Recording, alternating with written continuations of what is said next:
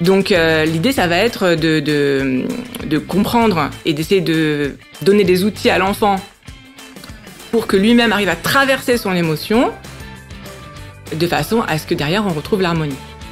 Sauf que aller contre l'enfant, aller le punir, aller lui crier plus fort que lui, ou voire même lui donner une fessée, eh bien, on voit bien que ça peut marcher à très très court terme, mais c'est pas ça qui va lui permettre vraiment d'être en harmonie avec ses émotions et de traverser ses émotions, parce que ça va revenir, et parfois même plus fort. Oui. Donc l'idée, c'est que l'empathie, c'était vraiment une façon de gérer les émotions des enfants. C'est important de se connecter avec son émotion et finalement, et d'avoir de nommer l'émotion, d'expliquer, de parler, de mettre des mots sur ce qu'il ressent. Ça lui permettra, quand il va à nouveau se sentir comme ça, de pouvoir aller chercher dans cette case-là, dans son cerveau, les mots qui ont été dits à ce moment-là. Et à partir du moment où j'ai réussi, où je trouve la case dans mon cerveau correspondant à cette émotion, je vais pouvoir la traverser plus facilement.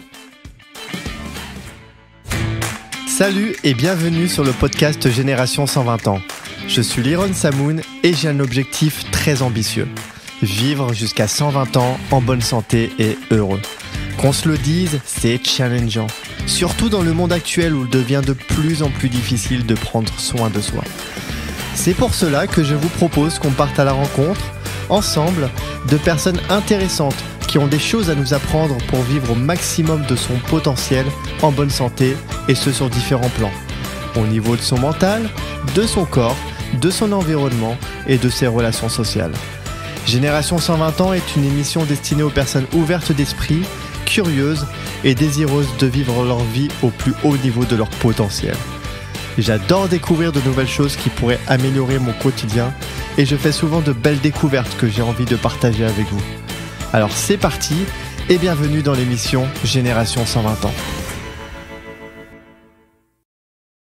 Alors bonjour, je suis avec Chava Kasabi. Je suis vraiment très ravi de t'avoir avec moi pour ce podcast de Génération 120 ans. On va parler ensemble d'éducation positive et plus particulièrement d'empathie. C'est quelque chose qui me tient particulièrement à cœur, et de toute façon les relations sociales, l'éducation positive rentre dans la thématique des relations sociales, et c'est quelque chose d'important, surtout l'empathie. On va avoir l'occasion d'en parler, mais pour moi c'est important parce que c'est pour l'enfant, ça va beaucoup l'aider à se construire par la suite. L'idée, c'est d'aider l'enfant à se construire positivement, qu'il grandisse de la manière la plus saine possible, et ça va aussi lui permettre d'avoir le moins de blocage et d'avoir des outils émotionnels qui vont l'aider à se construire, à être beaucoup plus épanoui dans sa vie. Donc ça, c'est une chose. Aussi, deuxième chose, c'est pour les parents. Les parents, j'ai l'impression, je suis pas encore parent, j'ai pas d'enfant encore, mais j'imagine que la fierté d'un parent, c'est de voir des enfants épanouis qui se construisent et être serein par rapport à ça. Et du coup, l'empathie, c'est un outil qui va aider à être dans cette dynamique-là, et qui va aider aussi les parents à se sentir beaucoup plus sereins par rapport à la construction de leurs enfants. Et troisième raison que je vois aussi, c'est l'empathie, c'est la base des relations sociales. Si on va avoir des relations sociales qui soient saines, qui soient positives, on est obligé d'avoir un minimum d'empathie. On peut pas avoir des relations satisfaisantes, des relations non toxiques si on n'a pas un petit peu d'empathie. Et puis l'empathie aussi, ça encourage la tolérance, l'acceptance, etc. Bref, c'est un outil qui a l'air assez puissant. J'ai pas mal quand même de questions. J'ai envie qu'on comprenne un peu tout ça ensemble. Qu'on puisse aussi donner aux auditeurs des outils qui puissent développer leur empathie, mais surtout aussi aider leurs enfants à développer l'empathie pour qu'ils puissent grandir de la façon la plus saine possible. Et donc on va voir un peu tout ça ensemble. Je suis encore une fois très ravi parce que t'es quand même assez calé, et quand tu parles de tout ça, c'est très passionnant. Voilà. Donc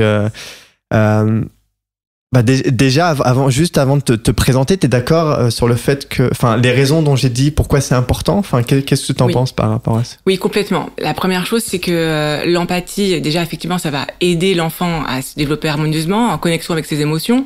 mais ça va aussi lui donner des outils dans sa vie d'adulte pour pouvoir lui-même pratiquer l'empathie avec ses pairs. Comme tu as dit, en fait, c'est la première raison et la troisième raison, finalement. La première raison, c'est donc effectivement de grandir de façon harmonieuse, d'avoir les outils de ses propres sa gestion d'émotionnel et de ses propres apprentissages, mais aussi, quand il sera adulte, de pouvoir pratiquer l'empathie. Donc, avec les personnes avec qui il aura affaire, que ce soit dans sa vie de couple, dans sa vie de famille, mais aussi dans sa vie professionnelle. Ça va lui donner effectivement des outils pour avoir des relations plus harmonieuses. Ça, c'est énorme, c'est très très puissant effectivement. Et ensuite, la deuxième raison, tu avais totalement raison, c'est d'amener un peu de sérénité dans la vie familiale, parce que oui, les parents, des fois, ils savent pas gérer, des fois, ils s'énervent, ils comprennent pas, et pratiquer l'empathie, ça va énormément apaiser les relations dans la famille.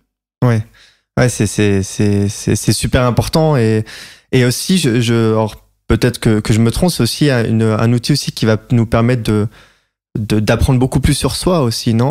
Oui. Dans la gestion. Oui, sur soi, et puis de se connecter à l'autre. Et en fait, en se connectant à l'autre, il faut faire un petit peu le vide en soi. Enlever cette petite voix dans notre tête qui nous dit mais qu'est-ce qu'il me veut, etc. Et du coup, le fait d'arriver à faire le vide en soi et de se connecter à l'autre, finalement, ça nous aide aussi à comprendre ce qui se passe et chez lui, mais aussi chez nous. Parce que quand on peut arriver à se mettre un petit peu à la place de l'autre, on peut se dire que oui, nous aussi, parfois, on réagit de cette façon-là, et au lieu de mettre des couvercles sur nos émotions et d'essayer de les enfouir bien au fond de nous, le fait de se connecter à l'autre à travers l'empathie nous permet de mieux nous comprendre, oui. Super, parce que j'ai l'impression que l'empathie, on l'utilise quand même assez souvent, mais qu'on ne sait pas réellement ce que c'est l'empathie au plus profond de soi. Enfin, peut-être on a l'impression d'être empathique alors qu'on ne l'est pas du tout.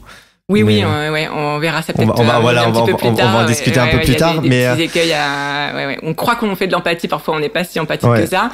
Et puis, et finalement, tu dis qu'on l'utilise pas mal, mais non. D'accord, ça c'est clair et net. Non. Donc une bonne leçon aujourd'hui, comme ça vous allez devenir des super personnes empathiques et pas antipathiques, empathiques. On a tout du travail à faire là-dessus. On a tout du travail, ouais. Ok, super. Donc super pour cette petite intro. Juste avant de rentrer dans le vif du sujet, est-ce que tu pourrais te présenter aux auditeurs et dire qui tu es et comment t'es arrivé aussi à là, parce que j'imagine c'est pas quelque chose qui se fait du jour au lendemain. Et il y a peut-être eu un cheminement, donc. Alors ça s'est presque fait du jour au lendemain en fait. Alors aujourd'hui je suis outilleuse de parents, c'est-à-dire que je fais des ateliers, des conférences et j'accompagne des parents en leur donnant des outils de communication avec leurs enfants pour qu'ils puissent justement amener un petit peu d'apaisement et d'harmonie dans leur relation familiale. Ça c'est la première chose. Et puis aider leurs enfants à développer une bonne estime d'eux-mêmes et à se développer harmonieusement effectivement aussi. Donc on traite plein de sujets, c'est-à-dire à la fois la gestion des émotions, mais aussi le cadre, les punitions, et puis tout ce qui est attrait à l'estime de soi, avec comment on critique, comment on complimente. Il y a aussi une façon de complimenter qui sera efficace. Comment on développe l'amour de soi. Et puis parce que parfois juste dire je t'aime c'est pas suffisant. En tout cas parfois on le dit pas dans les bonnes façons, de façon maladroite. Et puis les étiquettes, tout ce qui est lié aux étiquettes et qui détruit totalement l'estime de soi.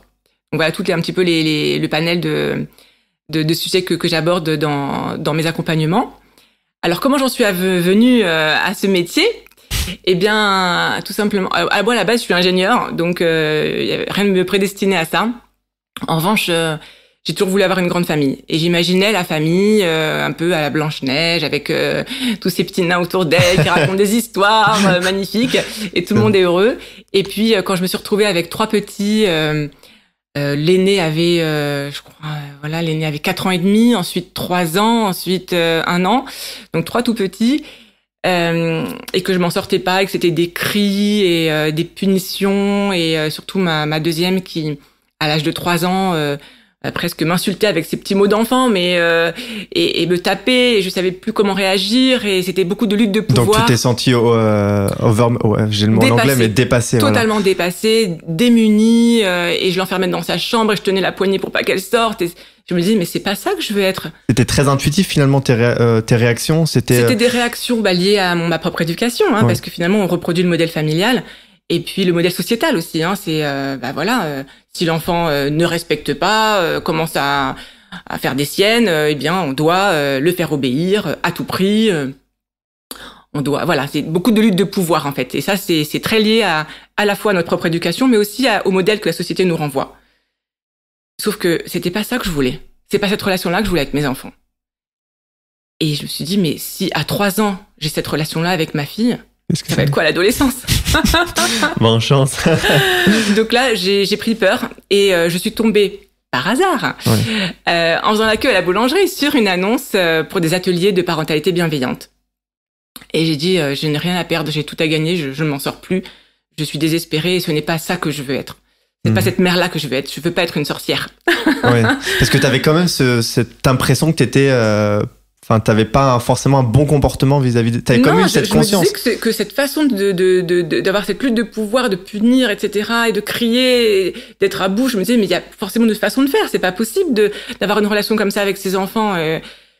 Donc intuitivement, je me disais que c'était pas la bonne façon, mais je n'avais pas les bons outils. Okay. J'avais pas d'autres outils, du tout. Et c'est pour ça que je jette la pierre à personne quand j'ai des parents en atelier. Je leur dis pas vous faites mal ou machin, juste vous faites avec les outils que vous avez. Et c'est pour ça que je suis là pour vous outiller. Ok, ça marche. Donc je suis tombée sur ces ateliers de parentalité bienveillante et là ma vie a changé. J'ai découvert l'empathie. Ok. C'est la première chose que t'as en... C'était les premiers ateliers. Okay. Voilà, quasiment le premier. Premier outil, l'empathie. Et là, ma vie a changé. Et là, tu t'es dit, waouh. Tu dis. C'est-à-dire, je me suis dit, ah ouais, intéressant. Mais après, il fallait pratiquer. C'était des ateliers où on devait rentrer chez soi et pratiquer, ensuite revenir et faire des retours d'expérience. C'était sur 3 mois, des ateliers tous les 15 jours. Ok.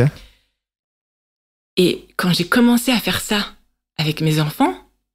C'est le jour et la nuit. Le jour et la nuit, mais plus que le jour et la nuit, comment dire, plus de cris, plus de punitions, plus rien. C'était incroyable. C'était magique. Presque. Mais souvent, je sors ma baguette magique en atelier, je leur dis, regardez. Mais non, c'était incroyable. C'était juste un déclic formidable. Et je me suis dit, mais il faut absolument le dire. Il faut le dire aux gens. Ouais. Et c'est ce qui m'a décidé à faire ce métier. Ok. J'ai voulu absolument partager cette expérience. Donc déjà, j'ai consolidé, je me suis entraînée et j'ai fait mienne, en fait, toutes ces théories, tous ces outils. Et maintenant, je veux les partager, je veux les diffuser au maximum parce que ça change la vie et ça amène tellement d'harmonie et de paix dans les foyers, vraiment. Ok. Voilà. Super intéressant. Donc ouais, t'as commencé à utiliser ces outils et là, t'as vu un gros changement. Et donc, t'es parti dans cette dynamique-là et la relation, elle a totalement changé avec totalement, du jour au lendemain. Vraiment. C'est-à-dire qu'il n'y avait plus de lutte de pouvoir. Plus du tout. Ok. Et je t'expliquerai après comment ça se passe, en fait. Comment on fait de l'empathie et peut-être je te donnerai quelques exemples si tu veux. Ouais, complètement. Merci Rava, il n'y a pas de problème. Ok, du coup, alors pour arriver à l'empathie, qui est quand même une solution quelque part, il y a tout un process avant peut-être ça rentre dans le cadre de la gestion des émotions, la gestion des émotions des enfants, et peut-être de comprendre aussi comment ça se passe dans leur tête. Enfin, qu'est-ce qui se passe? Est-ce qu'il y a plusieurs étapes de développement émotionnel chez l'enfant? Enfin, est-ce que tu peux m'en dire un peu plus sur ça? Oui, c'est ça, parce que finalement, l'empathie, c'est un outil pour aider à gérer les émotions. Parce que finalement, qu'est-ce qui fait des crises au quotidien avec les enfants? C'est quand il est en colère, quand il est pas content, quand il est frustré, quand il est triste, parfois même quand il est très joyeux et qu'il n'arrive pas à gérer son excitation. C'est-à-dire tout ce panel émotionnel peut créer des comportements, on va dire, inadaptés ou socialement inacceptables. Et ce qui fait que ça peut dégénérer parce que le parent lui-même va pas être content que l'enfant tape son frère parce qu'il est en colère, etc. Donc l'idée, ça va être de comprendre et d'essayer de donner des outils à l'enfant pour que lui-même arrive à traverser son émotion de façon à ce que derrière, on retrouve l'harmonie. Sauf que aller contre l'enfant, aller le punir, aller lui crier plus fort que lui, ou voire même lui donner une fessée, eh bien, on voit bien que ça peut marcher à très très court terme, mais c'est pas ça qui va lui permettre vraiment d'être en harmonie avec ses émotions et de traverser ses émotions, parce que ça va revenir, et parfois même plus fort. Oui. Donc l'idée, c'est que l'empathie, c'était vraiment une façon de gérer les émotions des enfants. Après, pourquoi c'est important de gérer les émotions des enfants? Parce que finalement, il y a une génération ou deux en arrière, les émotions, c'était pas un truc dont on parlait trop. On savait pas trop quoi en faire. Comment ? C'était un peu tabou. Oui, on savait pas trop ce que c'était. Quoi en faire, voilà. Ouais. On entendait souvent oh les garçons ça pleure pas, ou oh t'es pas belle quand tu boudes. Donc fallait un peu mettre un couvercle dessus, les mettre sous le tapis. On savait pas trop et allez hop. Et finalement, on se rend compte qu'aujourd'hui, on est dans une génération de parents qui est pas du tout connectée avec ses propres émotions. Ça m'arrive en atelier. À la fin de chaque atelier, je demande comment les parents se sentent, comment vous vous sentez. Et il y en a qui me disent je ne sais pas. Je ne sais pas comment je me sens. D'accord ? Donc, ils n'ont pas d'outils de gestion émotionnelle, mais surtout, ils ne savent pas lire en eux-mêmes. Donc ça va être important de gérer l'émotion et puis surtout de la découvrir, de mettre des mots dessus. Alors, pourquoi c'est important donc ces émotions ? C'est parce que, en fait, on a découvert l'importance de ces émotions grâce aux neurosciences. Donc, c'est récent finalement, hein, ces 20 dernières années. On a compris comment ça se passait dans le cerveau. Et dans le cerveau des enfants notamment. Et finalement, dans le cerveau, on va dire, il n'y a pas 3 cerveaux, mais il y a 3 parties. On va simplifier, hein, on va pas faire un cours de médecine non plus. Restez. Voilà. Mais il y a une partie du cerveau qui est tout en bas vers la nuque, qui est le cerveau archaïque, qui est le siège de tous nos automatismes de survie notamment. Okay. Quand on se sent menacé, on a 3 stratégies à notre disposition, qui sont l'attaque, la fuite ou la sidération. Hein, quand il y a un mammouth qui charge, soit je le rentre dedans. Ouais, ça. Soit on fuit ou soit on reste sur place quand on est gelé. Soit on reste sur place en disant peut-être il va pas me voir, il va passer à côté, complètement sidéré. Soit on court le plus vite possible. D'accord ? Ça, c'est le cerveau archaïque. Et puis, il y a tous nos automatismes qui sont innés. Par exemple, digérer, respirer. Heureusement qu'on n'a pas besoin de penser. Déglutir, respire. On serait tous morts. Voilà, plie le genou, etc. Et puis, nos automatismes acquis, comme la marche, la conduite, faire du vélo, etc. Ensuite, on a une partie du cerveau qui est au niveau des 5 sens, donc au niveau du nez, de la bouche, des oreilles, des yeux. Okay. Et cette partie-là, on appelle ça le cerveau émotionnel. Mmh. Donc finalement, cette partie, en fait, on reçoit des informations grâce à nos 5 sens. Je vois une ombre, j'entends un bruit, je sens une odeur de cramé, par exemple. Mmh. Et le cerveau traite cette information et génère éventuellement une émotion si besoin est. Donc par exemple, si je sens le cramé, oula, je panique, voilà. Ou si je vois une ombre ou j'entends un bruit, etc., je peux avoir peur ou autre. Donc il génère une émotion. Et puis, donc c'est dans ce cerveau-là, d'accord ?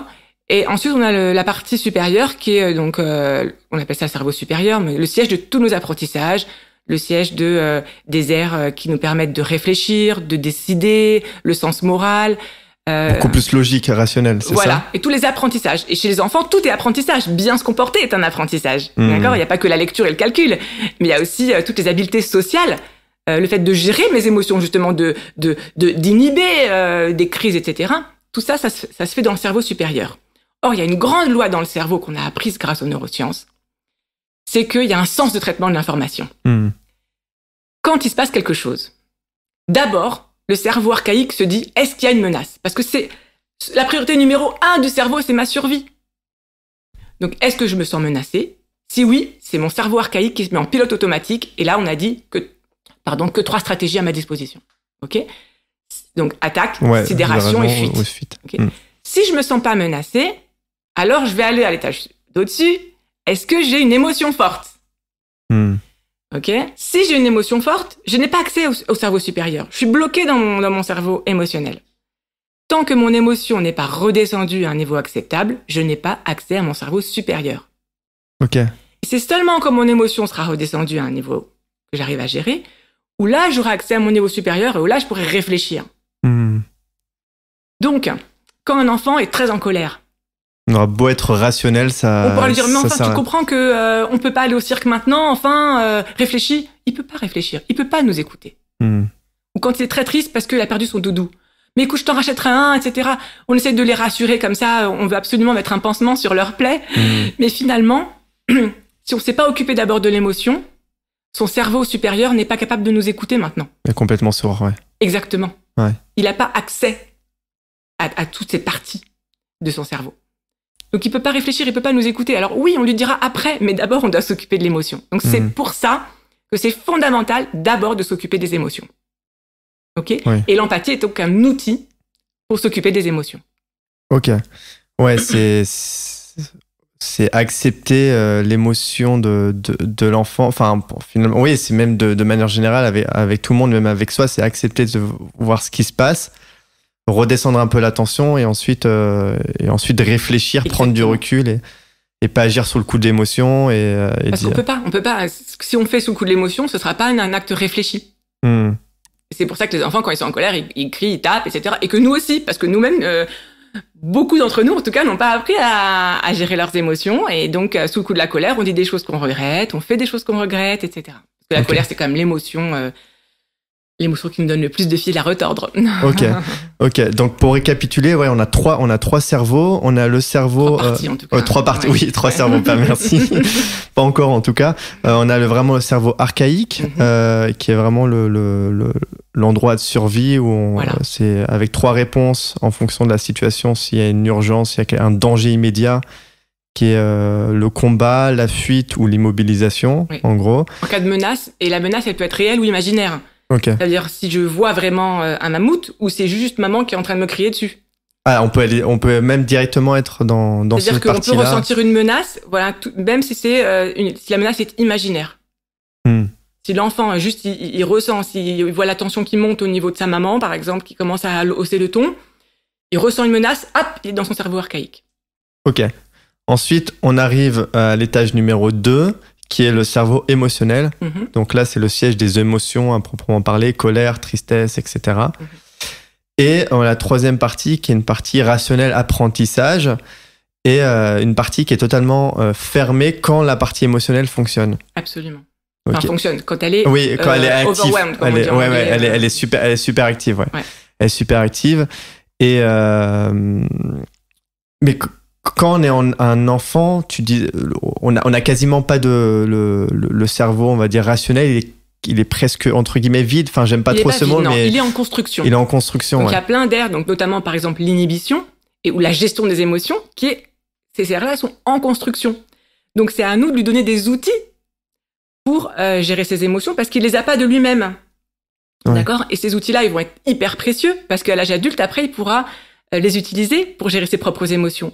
Et si on lui a pas donné ces outils-là quand il était enfant, à l'âge adulte, il n'aura pas d'outils de gestion émotionnelle. Et c'est comme ça qu'on voit des adultes qui sont intolérants à la frustration, ou qui se mettent dans des états pas possibles, ou qui n'arrivent pas à sortir de leur tristesse et de leur état dépressif, par exemple, parce que il y a pas eu de construction de ces aires-là de gestion des émotions.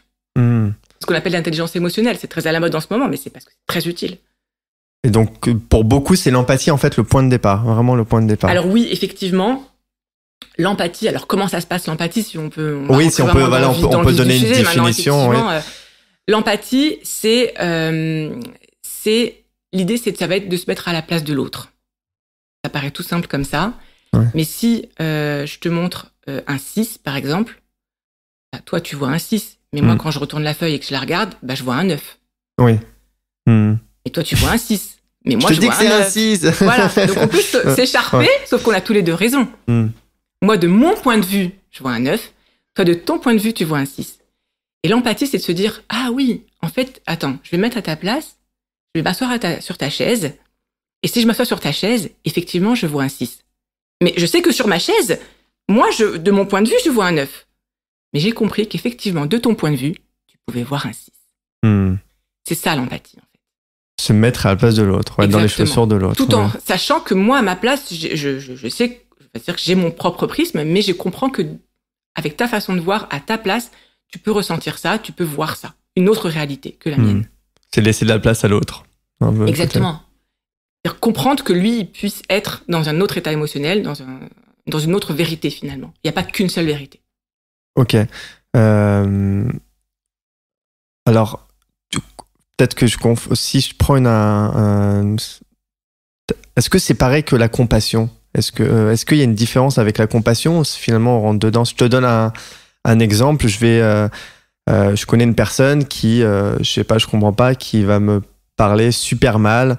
Je comprends vraiment pas. Je tombe bouche bée. Et moi, ça me provoque énormément d'émotions négatives, peut-être de la colère, peut-être de la tristesse, j'en sais rien. Et à partir de ce moment-là, j'ai 2 choix de réponse. Donc la première, c'est pourquoi tu parles comme ça ? Et là, on part dans une escalade émotionnelle. Ou deuxième choix, c'est se dire, ok, je fais une pause, je stoppe, je vois ce qui se passe en moi, je réfléchis et je me rappelle que peut-être cette personne, en fait, elle est en train de vivre des problèmes, elle a des complications, peut-être, je sais pas, dans sa famille, ses amis, bref, peu importe, elle vit quelque chose de difficile, en tout cas, elle a une situation de vie difficile. Et donc là, je me dis, finalement, c'est pas personnel, ça vient de son côté, elle a des difficultés, donc je peux comprendre sa réaction. Et je pense que déjà, ça va m'apaiser et on va pouvoir peut-être entamer éventuellement un dialogue avec cette personne-là. Donc là, ce que je viens de faire, parce que là, c'est de l'empathie, c'est de la compassion, sinon c'est... En fait, la compassion, oui, ça s'apparente beaucoup à l'empathie, mais on va dire que c'est plus dans les émotions de tristesse. Tu vois, finalement. Ok. C'est rare d'avoir de la compassion pour quelqu'un qui est très en colère. Ou alors, mais c'est vrai que ça s'apparente. Hein. Là où il faut pas confondre, c'est entre l'empathie et la sympathie. Ok. La sympathie, c'est souffrir avec. Donc, par exemple, quelqu'un qui va être très triste, très déçu. Là, je prends encore l'exemple d'un enfant, mais un enfant qui revient hyper déçu parce qu'il n'a pas été invité à l'anniversaire de sa copine ou je sais pas quoi. Et là, la maman qui se met à être sympathique, ça va être une maman qui va avoir une réaction du style « Oh là là, ma pauvre, mais c'est pas possible, mais comment tu vas faire? T'auras jamais d'amis, mais tu vas voir, moi je vais lui écrire à sa maman, je vais lui envoyer un mail et je vais lui dire que c'est inadmissible, qu'elle t'ait pas invitée, etc. » Et donc, on se met dans un état émotionnel proche de la résonance, finalement.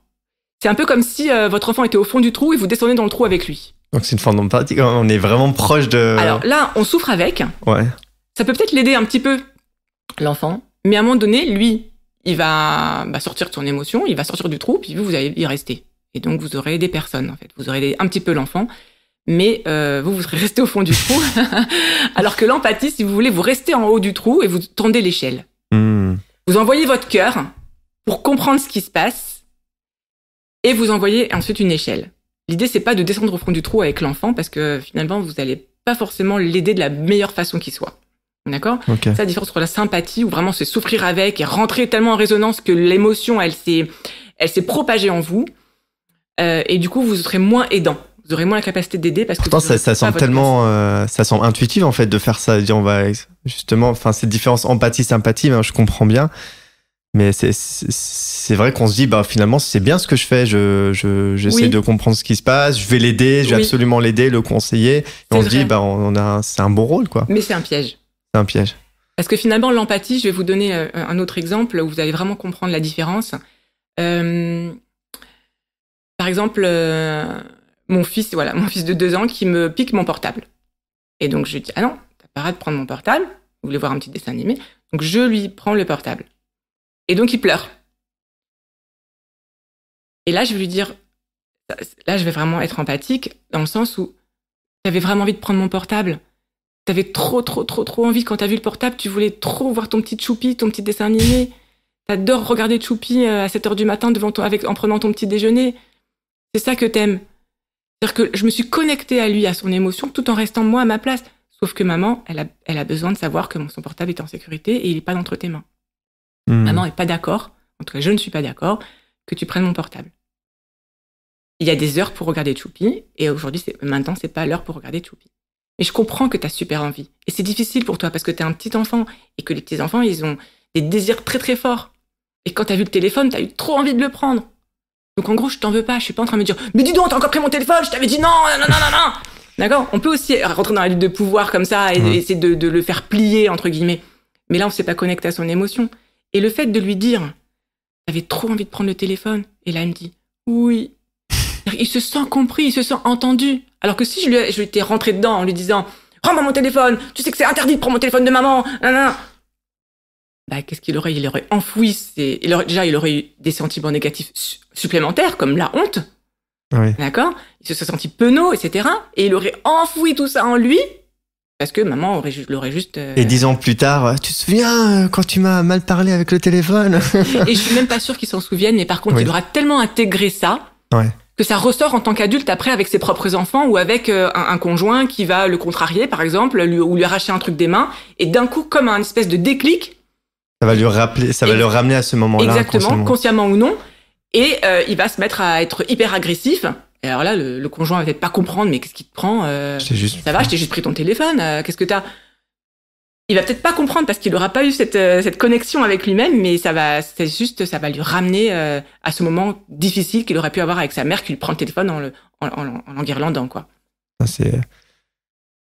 T'as dit cette réponse de manière tellement naturelle, ça a l'air tellement simple, mais en fait c'est tellement compliqué.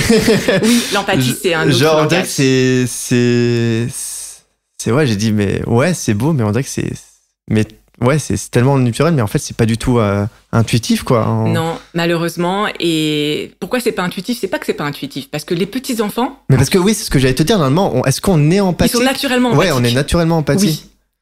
C'est-à-dire quand ils voient quelqu'un pleurer, ils pleurent, ils ont envie de pleurer eux-mêmes, ils sont tristes pour l'autre parfois. Et c'est la société finalement et le modèle de famille qu'on a qui finalement met ce couvercle sur les émotions et qui ramène tout à la raison. Et finalement, quand on devient adulte, on est là à leur dire écoute, on rentre, il est tard. J'avais encore l'exemple il y a pas longtemps où la petite fille joue avec mon fils et le papa a dit allez, il faut rentrer. La petite fille dit non, je veux rester encore. Et là, il lui a dit mais il est tard. C'était sa raison à lui. Et moi, je lui ai dit j'avais trop envie de rester, hein.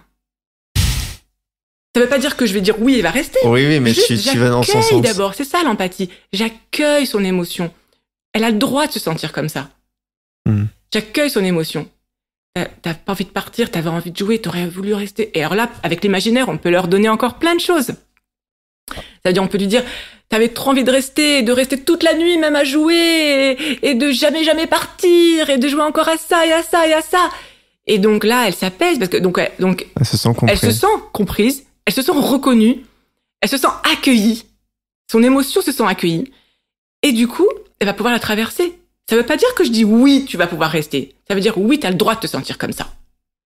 Le problème, c'est que maintenant, papa, il a besoin de rentrer parce qu'il est tard et il veut rentrer, ça va être l'heure du dîner. Mais c'est seulement parce que l'émotion a pu redescendre parce qu'elle a été accueillie que le papa va pouvoir lui dire maintenant il est tard, parce que il est tard, c'est le cerveau supérieur. Ouais, c'est logique. Là, elle entend pas. Là, pour elle, c'est son elle est cerveau dans son supérieur, jeu. il veut pas entendre et il est tard parce qu'elle est dans son émotion, je veux pas partir. Donc tant que j'ai pas fait baisser l'émotion en disant ah tu veux pas partir, en reconnaissant, c'est ça, en faisant de l'empathie. L'empathie, voilà, ça, c'est vraiment ça le but, c'est de faire baisser l'émotion, en tout cas de lui permettre de la traverser sans qu'elle monte en mayonnaise et que ça devienne explosif. Parce que là, si le papa il continue en disant allez, il est tard, on doit rentrer, elle va commencer à crier, elle va commencer à taper, elle va commencer à se débattre et va partir avec une petite fille qui pleure et qui se débat dans ses bras. Et elle va dormir en colère et lui va être vénère. Ouais. Exactement. Alors que si on l'accueille un petit peu, alors oui, il y aura de la frustration. Mais on accompagne la frustration. C'est ok, c'est important, c'est vital la frustration. Mais accompagnons-la. Et souvent, les parents, aujourd'hui, ils osent plus dire non parce qu'ils ont peur de frustrer l'enfant parce qu'ils savent pas comment ils vont pouvoir gérer après la crise. Ouais. C'est pour ça que moi, j'outille les parents pour qu'ils arrivent, qu'ils se sentent capables de gérer la frustration de l'enfant, de l'accompagner. Et donc, ils pourront mieux dire non et donc mieux structurer aussi l'enfant. C'est très sécurisant d'avoir des règles et des limites. Ok. Alors, j'ai un exemple en tête. Déjà, pour accompagner cet exemple, c'est la question de est-ce qu'on peut arriver à être empathique, peu importe la situation. Je vais donner un exemple. C'est un exemple classique, hein, mais ça va te faire sourire. C'est le gosse qui est dans le supermarché, qui est en train de taper les mains par terre parce qu'il n'a pas eu le bonbon, qui crie, ça fout la honte aux parents et tout le monde te regarde, t'as la pression sociale. Là, t'as juste envie de le prendre, pas l'étrangler, mais le tirer et dire allez, on y va, etc. Et finalement, ça n'a rien résolu. Est-ce que dans ce cas-là, l'empathie, si je vais, il est en train de pleurer, machin, je dis je comprends, tu voulais ce bonbon-là. C'est pas le moment, on y va, c'est réglé, c'est coup de baguette magique et non. C'est une super bonne question parce que c'est un cas qui revient tellement souvent. Même si je déconseille aux parents de faire leurs courses avec leurs enfants, mais des fois on n'a pas le choix. Ouais. On peut pas faire d'empathie si nous-mêmes on est dans une émotion négative ou une émotion forte. C'est-à-dire que si là je me sens honteux parce que j'ai le regard de tout le monde qui est en train de m'accuser de pas savoir gérer mon enfant qui se roule par terre, si je me sens démunie, si je me sens en panique, si je me sens moi-même en colère contre mon enfant ou quoi, je ne peux pas faire d'empathie avec mon enfant.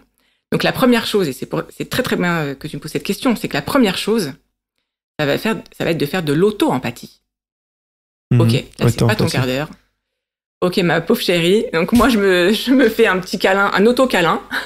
On voit sur caméra surveillance. Je me fais un auto-câlin et je me dis, ok, là, c'est pas, voilà, ça part en cacahuète. C'est vrai que ça fait un moment qu'on est dans le supermarché. Le petit, il en peut plus.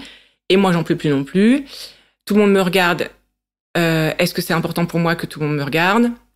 Donc, je me connecte avec mes propres émotions. Ça me saoule. J'en ai marre.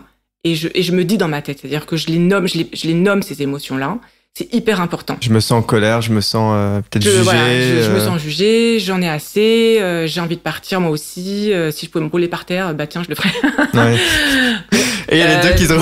J'ai envie de prendre mon gosse sous le bras, de laisser le caddie ici et de partir. Voilà, déjà de faire cette petite auto-empathie-là pour faire baisser nous-mêmes notre propre niveau émotionnel. Parce que sinon, on peut pas avoir accès aux outils d'empathie qui sont finalement dans le cerveau supérieur, à nous aussi, d'accord ? Exact. Notre cerveau, il marche pareil que celui des enfants. Notre cerveau supérieur, il est censé être fini, mais ce système de dire quand je suis dans une émotion forte, j'ai pas accès à mon cerveau supérieur, ça c'est pour les adultes pareil. Hein, c'est pour ça que quelqu'un qui est en colère, il va dire des choses qu'il regrette parce qu'il a pas réfléchi à ce qu'il dit, d'accord ? Parce qu'il est pas dans son cerveau supérieur. Exact. Donc, je suis dans le supermarché, j'ai cette crise-là, mon enfant qui se roule par terre parce qu'il veut ce bonbon que je lui ai refusé. D'abord, moi-même, je fais de l'auto-empathie. Je me parle à moi-même, je nomme mes émotions. Et la première étape, effectivement, dans l'empathie, c'est le silence. Comme je disais tout à l'heure, le silence, ça veut dire faire silence en soi. Une fois que j'ai apaisé, moi, ma propre émotion, se dire, OK, maintenant, je me connecte à l'émotion de mon enfant. Parce que si j'ai pas fait taire cette petite voix qui dit « tout le monde me regarde, oh là là, mais j'en ai marre, mais on est en retard, mais ceci, mais la caisse, et machin, et tout le monde attend, et... » Bon, du coup, c'est se poser, rentrer pas en méditation, mais peut-être fermer les yeux, respirer. C'est ça. Ça va être interminable quand même. Parce qu'il y a mais non, en fait, ça se passe très vite finalement. Très vite, ouais, c'est une histoire de 2-3 minutes. Hein. Okay. Là, ça a l'air long parce qu'on explique, mais finalement, c'est un processus qui... Et plus on le fait souvent... Ouais, plus c'est un réflexe. Et plus ça devient un réflexe, effectivement. Hein. Donc, se dire, OK, maintenant, je me connecte avec mon enfant. Je vois qu'il fait une crise. Effectivement, c'est long pour lui. Effectivement, il a toutes sortes de sollicitations. Effectivement, il y a des génies du marketing qui ont mis des bonbons à la caisse. Là où l'enfant et la maman n'en peuvent plus. Ouais. Et c'est justement là où l'enfant, il va vouloir y réclamer et que la maman, elle va dire oui parce qu'elle en peut plus et qu'elle veut absolument pas une crise, justement. L'étape finale. Exactement. Ça, c'est les génies du marketing. Ils sont intelligents. Ouais. Mais ça fait derrière des crises. C'est dur pour lui, etc., etc. Donc, soit on se dit, ok, j'accepte de lui acheter son bonbon, mais je suis même pas sûre que ça le calme de suite. Soit une fois que j'ai fait ça, que je me suis connectée à lui, je peux venir lui dire, c'est long pour toi, t'en as marre. Déjà, le laisser un peu se calmer, parce qu'il fait sa crise, on peut pas non plus, quand il est en train de hurler, essayer de lui dire, t'en as marre, hein. Calme-toi. Mais entre deux sanglots, un moment quand on peut retrouver ne serait-ce qu'une demi-seconde de parole, juste lui dire, t'en as marre. Je comprends. C'est dur. Et pas je comprends du psy, pas le ah oui, je comprends, mais bon, faut y aller. Non, c'est dur. T'avais trop envie de ce bonbon. Et t'en as marre parce que tu vois tout plein de bonbons juste c'est au niveau de tes yeux dans les rayons. Et tu vois plein de choses depuis tout à l'heure qui te font envie et maman elle te dit non à chaque fois et donc là maintenant t'en as marre d'entendre des noms. T'aimerais bien que maman elle te dise oui à ce bonbon. En plus celui-là c'est le chocobon là, celui qui fond dans la bouche avec du chocolat au lait et ce goût que t'aimes. C'est marrant, j'ai l'impression d'être à la place du coffre. Oui, c'est ça. C'est ça, c'est dur, c'est dur pour toi. Et les parents parfois me regardent et me disent mais t'es folle, tu rajoutes de l'huile sur le feu en fait, t'es en train d'accentuer finalement son désir. Non, juste tu lui donnes le droit de se sentir comme il se sent. Et il va se sentir compris. Alors que si tu lui dis non mais écoute, de toute façon maman elle a pas d'argent et puis là il faut se dépêcher et puis on est en retard et puis ça suffit, ça fait 10 fois que tu me demandes un bonbon, quand je te dis non c'est non. Ça l'aide pas. Alors que si je te dis tu vois ce bonbon là qui te tourne dans la bouche c'est ce que tu préfères et puis t'aimes bien, je vais te dérouler le papier et puis des fois il y a une petite blague à l'intérieur et tout. Ouais, je comprends chérie. C'est vrai que c'est difficile. Déjà là il se sent mieux. C'est vrai que c'est difficile. Est-ce que ça t'aiderait si on allait vite à la caisse? Ou est-ce que tu voudrais autre chose? Est-ce que tu voudrais choisir le parfum des yaourts? Là, on va vite faire les yaourts et ensuite on va à la caisse. Est-ce que tu voudrais choisir le parfum des yaourts? Et donc ensuite, on va pouvoir orienter son attention sur autre chose. Mais d'abord, on lui a permis de se sentir comme il se sent. Comme disait Chaim Ginott, c'est un grand pédopsychiatre américain qui est à la base en fait, de tous ces ateliers de communication bienveillante. C'est lui qui a écrit Between Parents. Oui, Between Parents and Child, que je conseille, qui est en français. Oui, entre parents et enfants. Entre parents et enfants. Un livre formidable. Il dit « Toutes les émotions sont acceptables, mais tous les comportements ne le sont pas. » D'accord ? T'as le droit d'être en colère, t'as pas le droit de taper ta sœur. D'accord ? C'est typiquement cet exemple-là. T'as le droit d'avoir envie de ce bonbon. T'as le droit d'en avoir marre, ça fait 2 heures. T'as le droit d'envie de le tuer, mais ne le fais pas. Exactement, voilà. Donc je vais dire, j'ai envie de le tuer. Bon, je vais pas le faire. mais je comprends que t'as envie d'étrangler bien comme il faut. Il faut tes yeux qui sortent. C'est important de se connecter avec son émotion et finalement, et d'avoir de nommer l'émotion. D'expliquer, de parler, de mettre des mots sur ce qu'il ressent. Ça lui permettra, quand il va à nouveau se sentir comme ça, de pouvoir aller chercher dans cette case-là, dans son cerveau, les mots qui ont été dits à ce moment-là. Et à partir du moment où j'ai réussi, où je trouve la case dans mon cerveau correspondant à cette émotion, je vais pouvoir la traverser plus facilement. Alors, mais ça, j'ai envie de te dire, du coup, il faut que le parent il ait un vocabulaire émotionnel assez riche. Parce que quoi, on va dire tristesse, colère, joie, mais en fait, il y a beaucoup plus d'émotions que ça. Tu peux dire que t'es contrarié, ça te saoule, c'est difficile pour toi. Oui, après, il y a plein de ressources sur Internet où on trouve tout un panel d'émotions. Et c'est intéressant avec les enfants d'avoir parfois une feuille, un émotiomètre, une feuille ou une roue des émotions avec plein d'émotions. Après, on peut en avoir 5, 6, 10. Et dire là, comment tu te sens ? Et il met la petite flèche. C'est bien de le faire un petit peu à froid.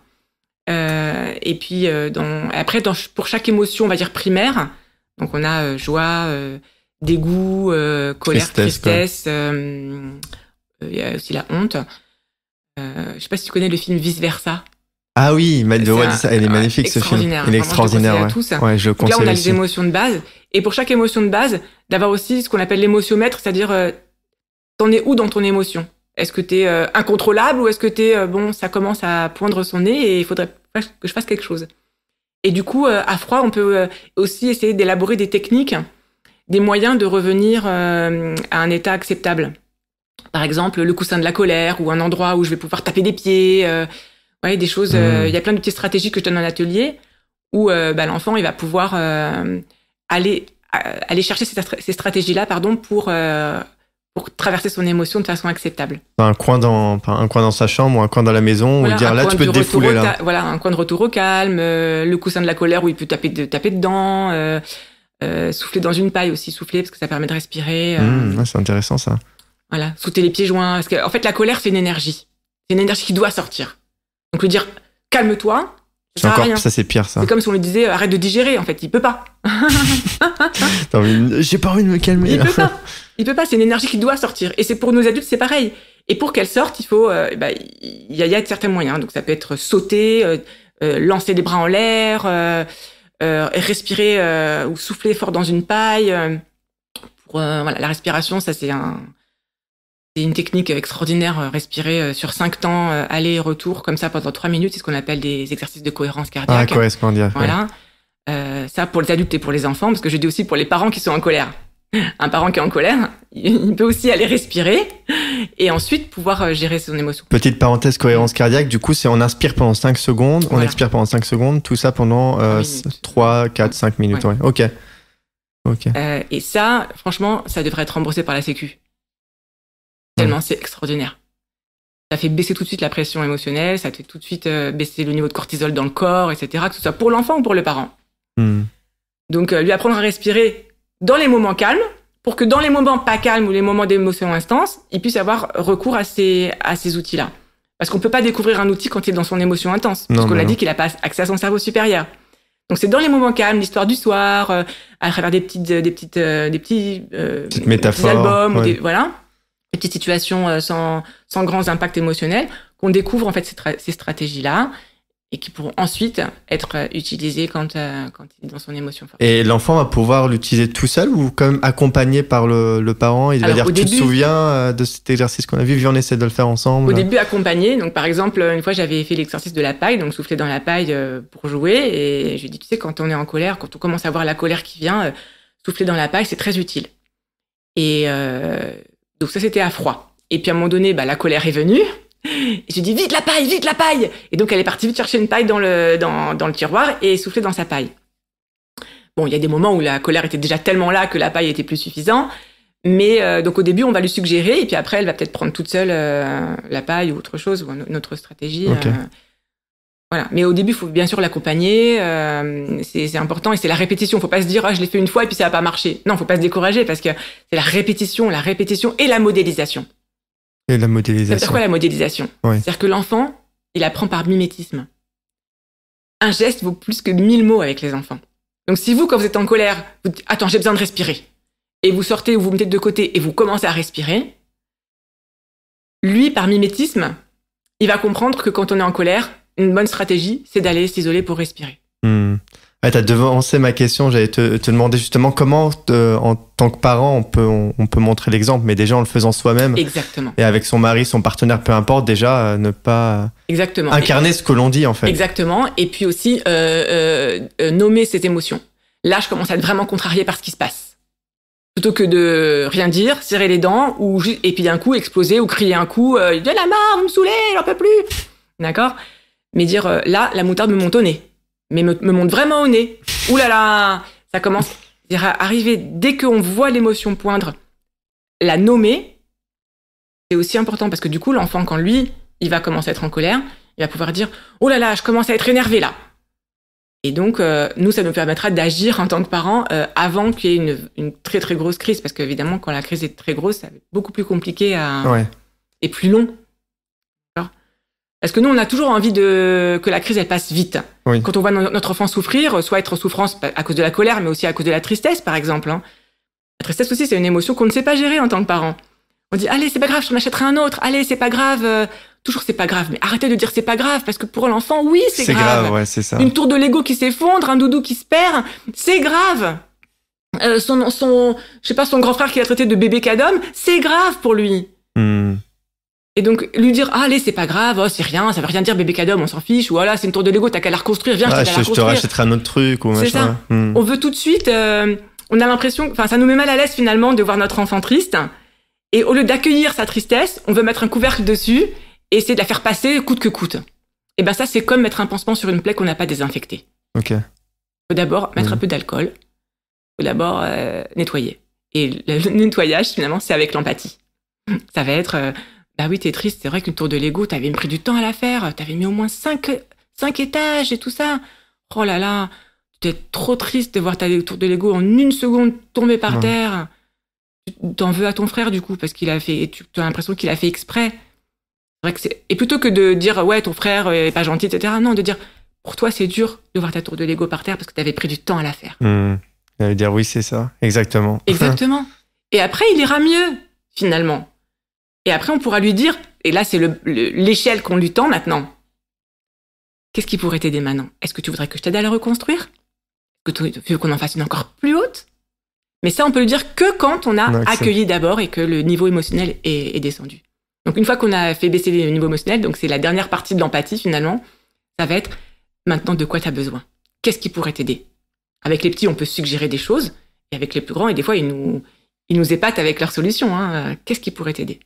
Est-ce que tu veux qu'on te rachète un nouveau doudou ? Est-ce que tu veux que je te prête un t-shirt à moi qui a mon odeur ? Des choses comme ça. C'est laisser l'enfant finalement proposer sans forcément conseiller. On peut peut-être conseiller, mais voilà, c'est le libre arbitre de choisir ce qu'il a envie. Quoi. Voilà. Ça lui laisse un pouvoir de décision. Voilà, c'est la question ouverte. Après, je propose des choses, mais je suis ouverte à ce que toi tu pourrais proposer et on va voir qu'est-ce qu'on peut faire ensemble.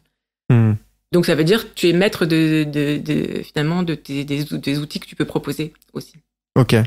Donc, pour récapituler, c'est 3 étapes, c'est ça ? Le premier, c'est l'auto-empathie ? Ou alors, non, ça, c'est le silence, en fait. L'auto-empathie, c'est même presque c'est avant la première étape. Ok.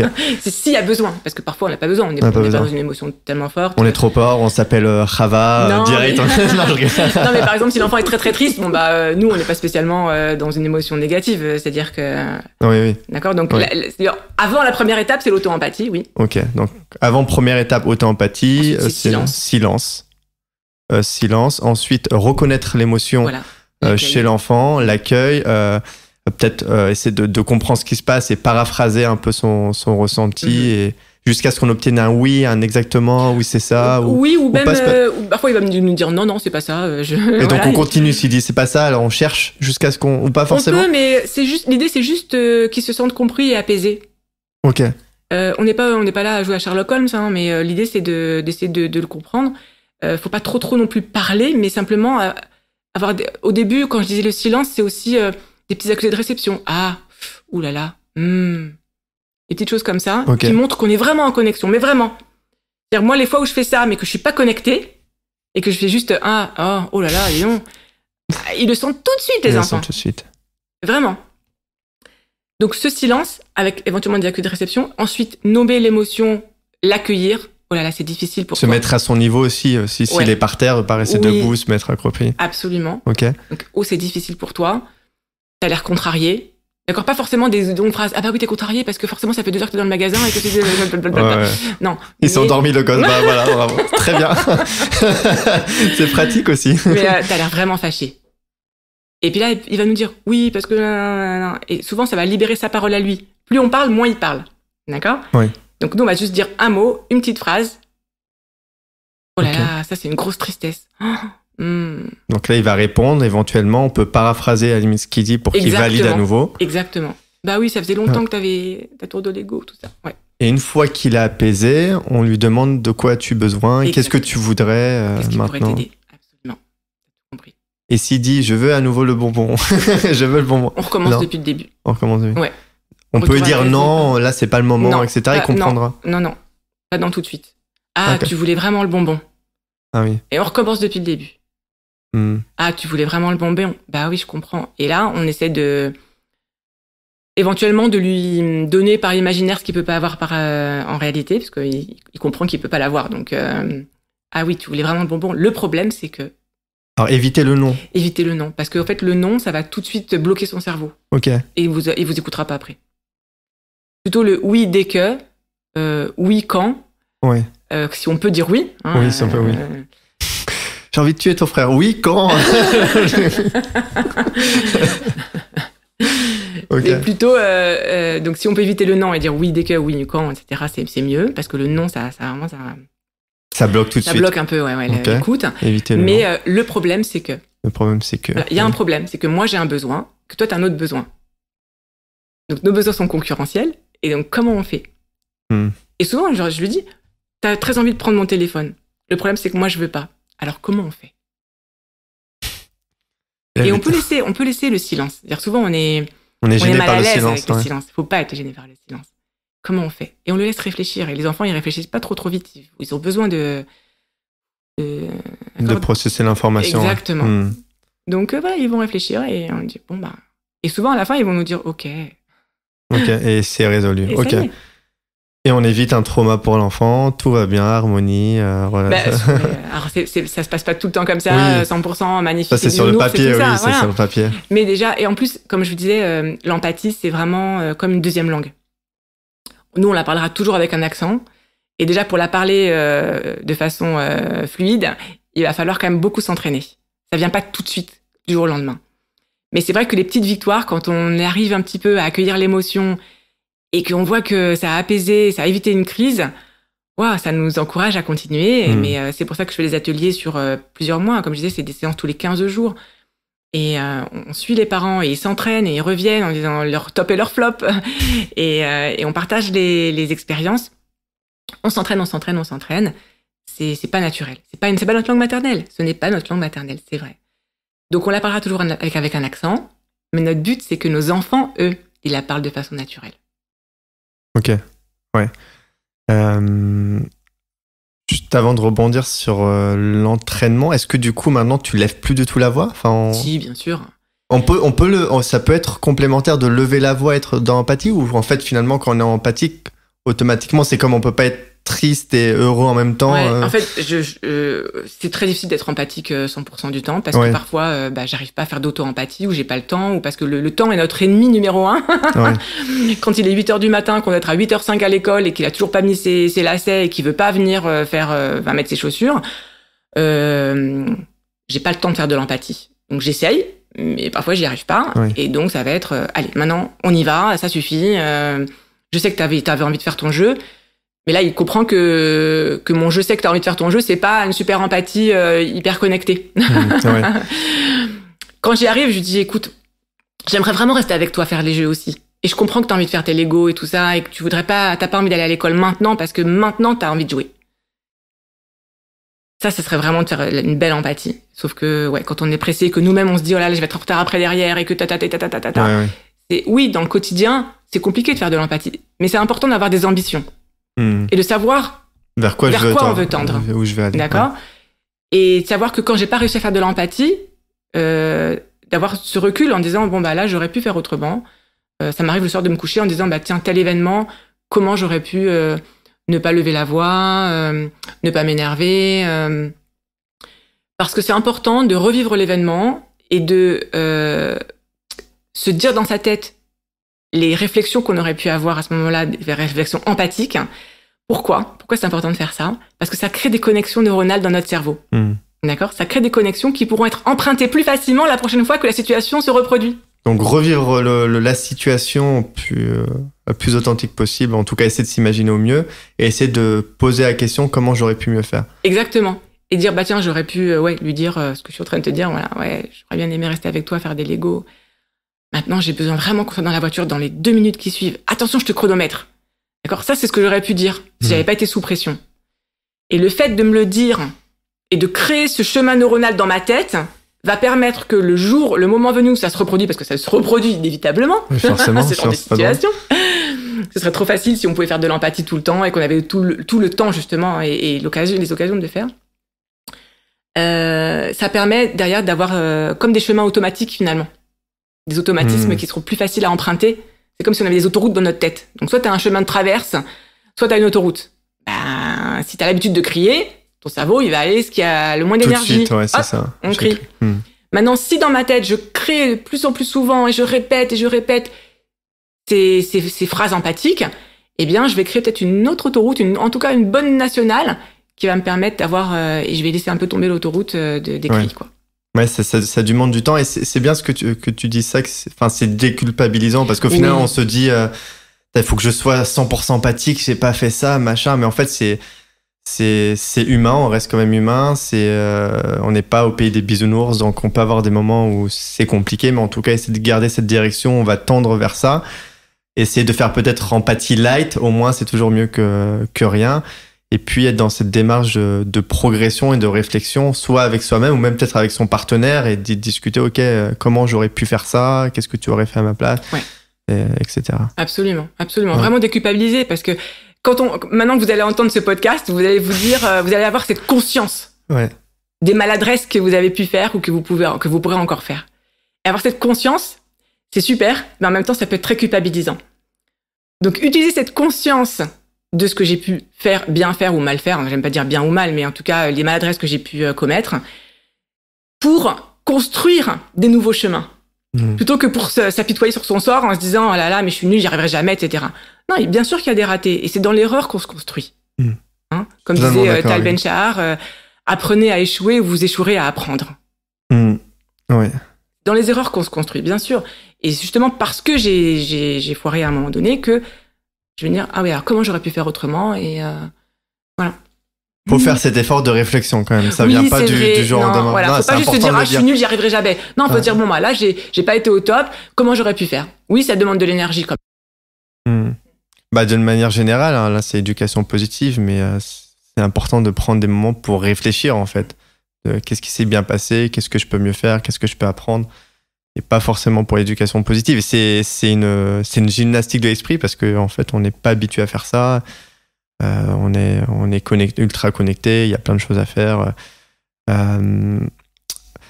Dis-moi, Chava, est-ce qu'on peut arriver à être si on n'a jamais été empathique, voilà, l'enfant il a 10 ans, 15 ans, est-ce qu'on peut quand même réussir à renverser la vapeur? Est-ce que t'as vu des changements?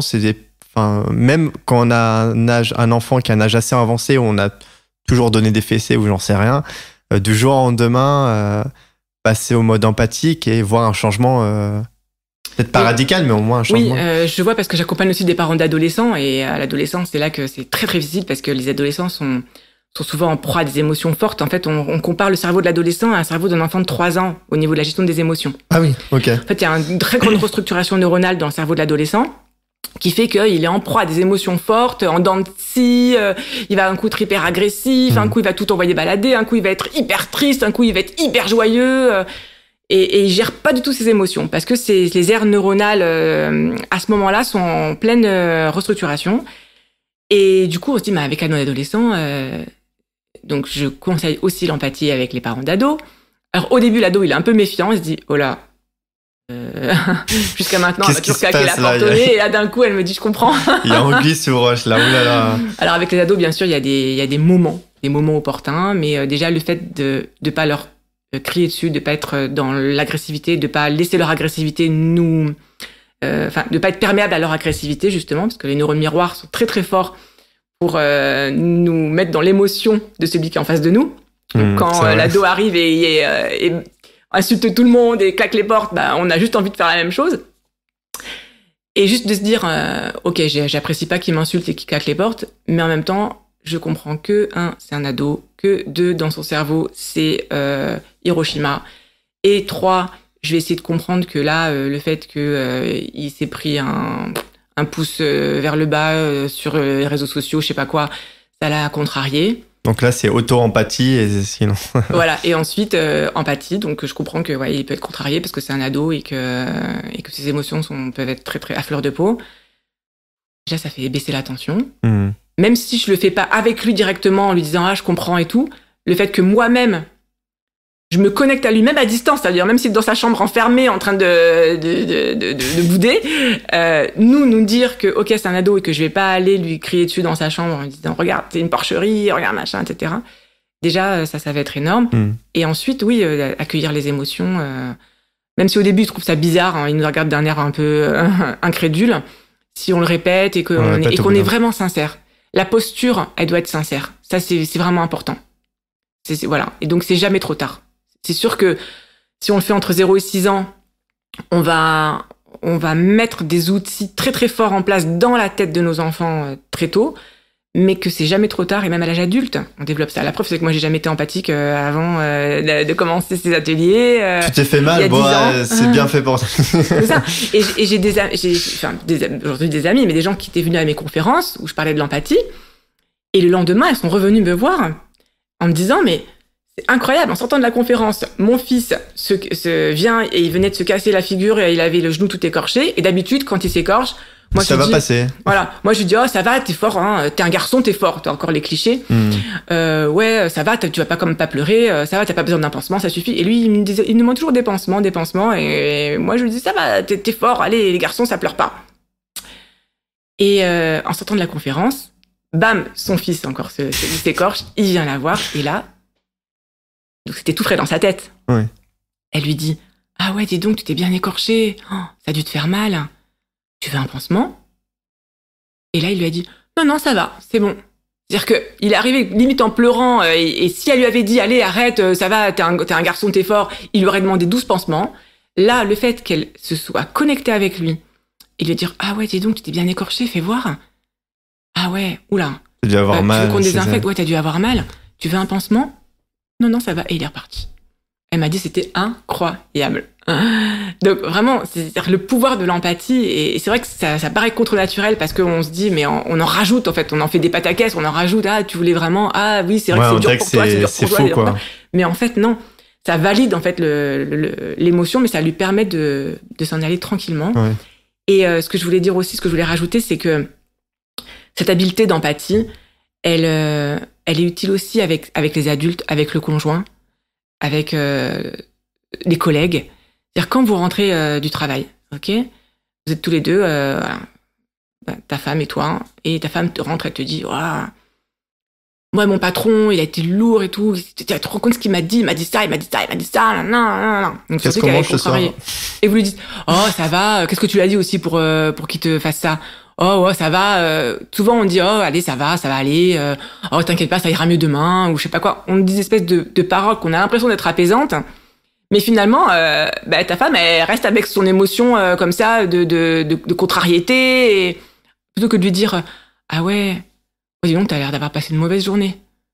c'est dur pour toi. Tu t'es senti pas respecté, tu t'es senti, je sais pas, t'as l'impression qu'il a fait son petit chef, tu t'es senti comme ci, comme ça, et elle, après, elle va rebondir et elle va sortir d'elle ces mots-là, c'est cette émotion, et hop, après, tu pourras lui demander qu'est-ce que mange ce soir. Mais pas avant, allez, 5 minutes d'effort. Un peu d'empathie avant de lui demander le repas. C'est la récompense. Ah, c'est passionnant, c'est super intéressant. Qu'est-ce que je voulais te demander?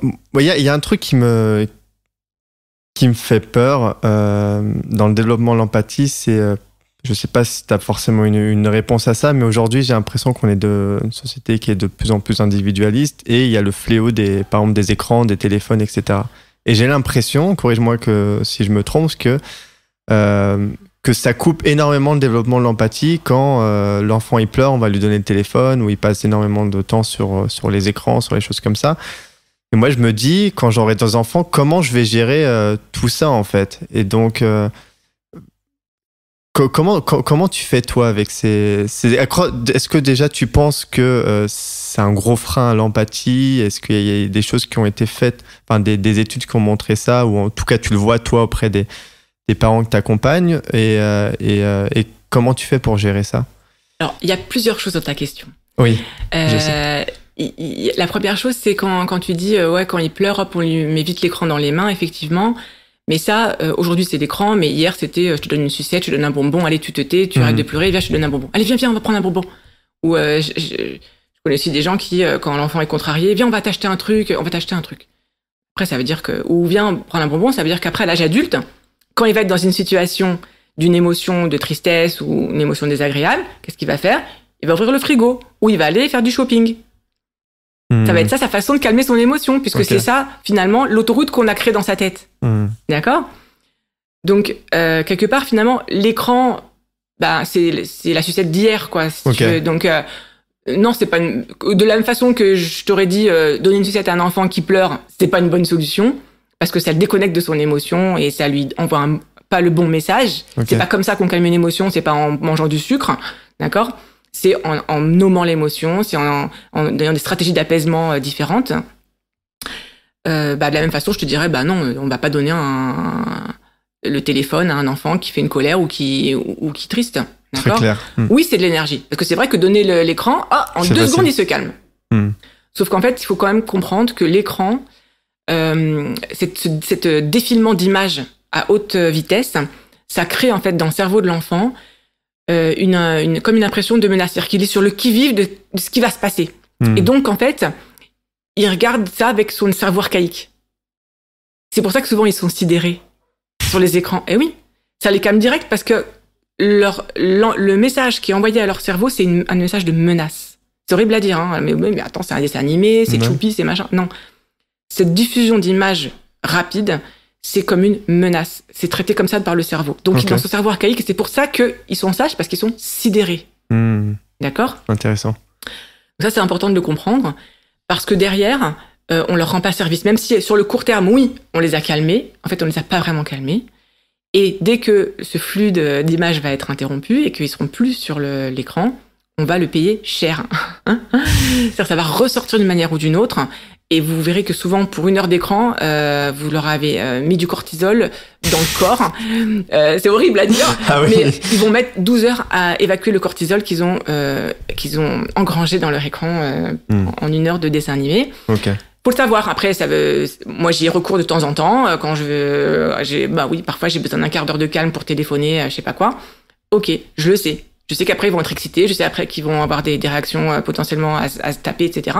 Et qu'il faudra que là, je sois disponible pour éviter ça. Ouais. D'accord? Ça, c'est on retarde les choses, quoi. Voilà. Après, l'autre chose, c'est les réseaux sociaux, les trucs. Est-ce que ça empêche l'empathie?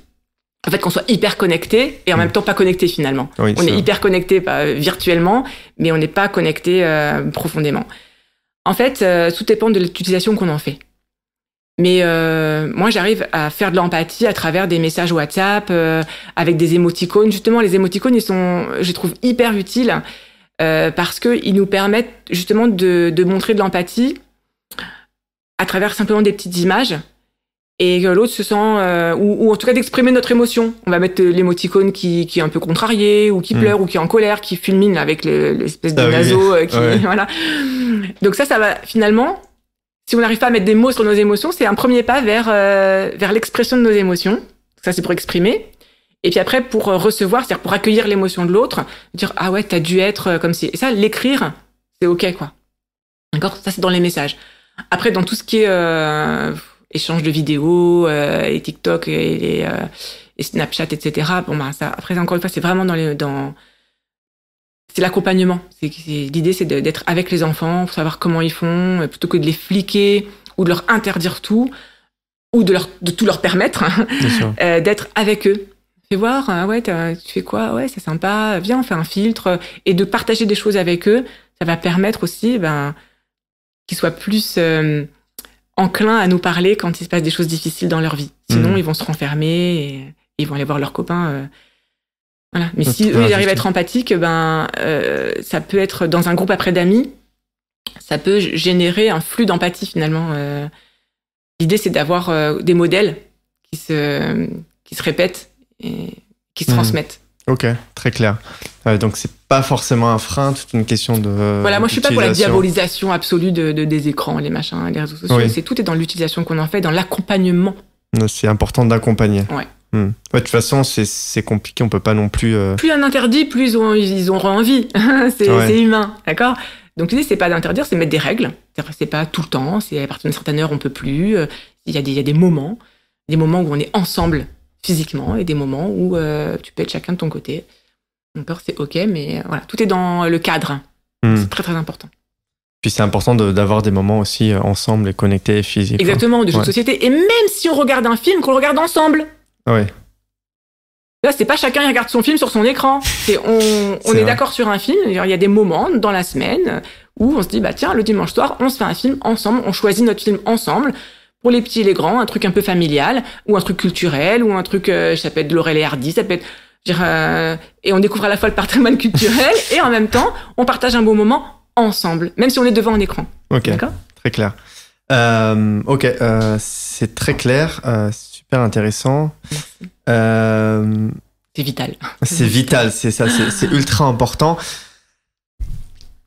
Est-ce que tu aurais... donc là, on a vu quand même les concepts, les piliers de l'empathie, comment ça fonctionne, comment le mettre en place. Est-ce que tu aurais peut-être un ou deux petits outils à partager avec les parents, ou en tout cas pour des adultes, ou même pour aider les enfants à développer leur empathie? Quelque chose qui pourrait être fait, parce que j'imagine qu'il y en a énormément, tu vois tout ça dans les ateliers. Est-ce que peut-être qu'il y a un ou deux outils que tu vas... En fait, l'outil principal, c'est l'empathie. Et comme on a dit, il y a les 3 étapes avec le silence, l'accueil et de quoi tu aurais besoin.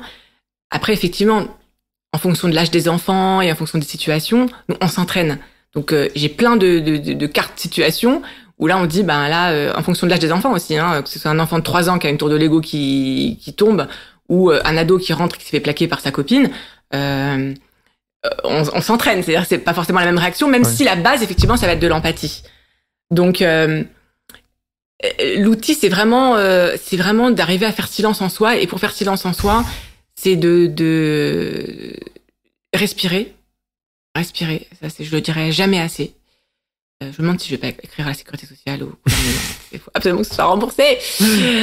Respirer. Et un outil que je trouve très utile aussi, c'est avant de rentrer chez soi, anticiper. C'est-à-dire imaginer, ok, si je rentre et que toute la vaisselle est restée dans l'évier alors que je leur avais dit de faire la vaisselle aux enfants, aux ados par exemple, comment je vais réagir? C'est-à-dire que me préparer psychologiquement à la cata. Voilà, en disant, ok, bon, peut-être qu'ils auront pas eu envie, peut-être qu'ils auront le droit de pas avoir eu envie, etc. Mais comment moi j'ai envie de réagir? Parce que quand on est devant le fait accompli, d'un coup on a cette montée de colère qui vient et qui nous empêche de réfléchir. Donc l'idée c'est d'arriver à anticiper et avant de rentrer dans la maison, de se dire, ok, si je vois Beyrouth sur le tapis du salon, qu'est-ce que je fais? Comment je réagis? Et arriver à se dire, bon là je vais leur dire, ok, vous avez 10 minutes pour ranger, ou est-ce que je fais un ultimatum? Est-ce que je fais une menace? Est-ce que je leur promets quelque chose? Ou est-ce que je rentre sans rien dire et j'accepte Parce que je peux aussi rentrer et dire, OK, je sais que je vais potentiellement trouver la vaisselle sale. Est-ce que j'ai envie de la faire? Et si je la fais de bon cœur, ce sera un acte d'amour. Non. Parce que si c'est pas ça, alors je vais peut-être la faire avec une espèce de rage dans le ventre et en me disant, personne ne me respecte ici, il y en a marre, je suis la boniche. Et à ce moment-là, c'est pas bon parce que ça, l'émotion va finir par péter à un moment donné ou à un autre. Et ça va peut-être être un moment où personne va comprendre. C'est-à-dire au moment de il y a un verre qui se renverse le soir au dîner et là je vais éclater, mais ça serait toute ma colère que j'aurais accumulée. Donc l'idée c'est d'anticiper et de choisir, c'est-à-dire de faire en toute conscience ce que je décide de faire. Okay.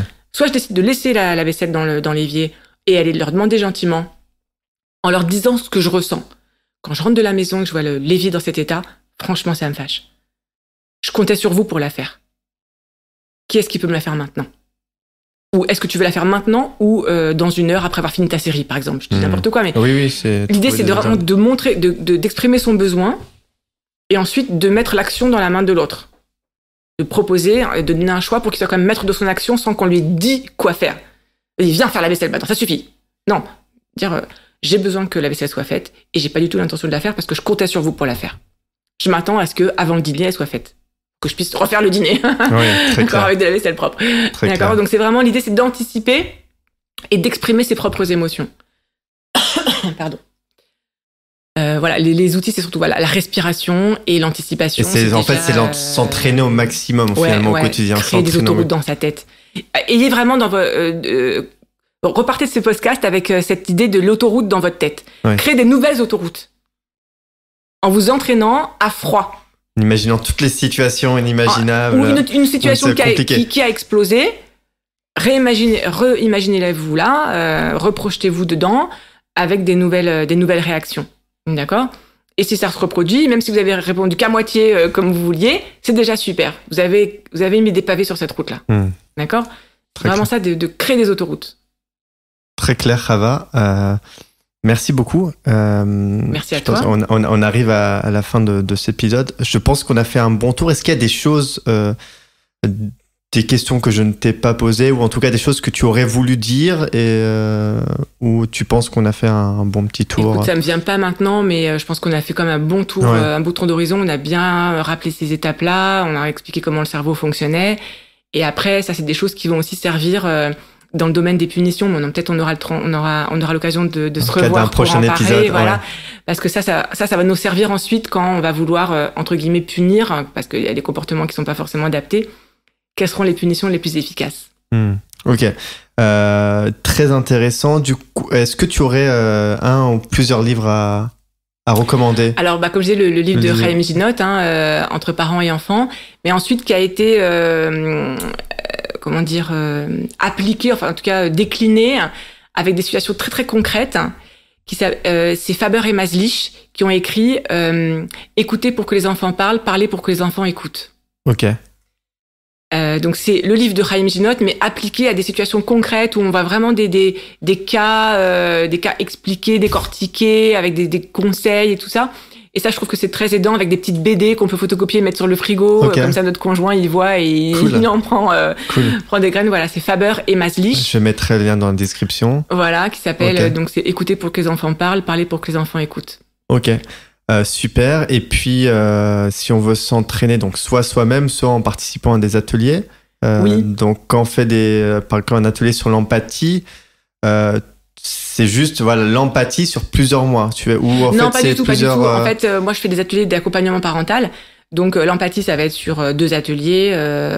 En fait, il y a une partie sur tout ce qui est théorie, le cerveau, pourquoi c'est difficile entre parents et enfants, qu'est-ce qui nous fait déraper, etc., pour qu'on comprenne les causes. Et puis ensuite, il y a un atelier, chaque atelier, c'est à peu près 3 heures, 2h30, 3 heures. Un atelier sur l'empathie, sur la gestion des émotions. Après, il y a un atelier sur le cadre. Après, il y a un atelier sur les punitions.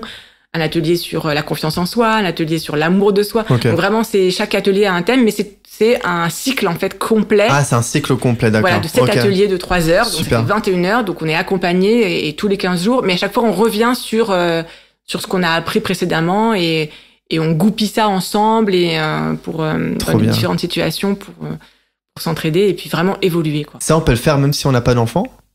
Ou c'est adapté là pour les enfants? Non, c'est vraiment adapté pour la relation parent-enfant. Okay. Oui.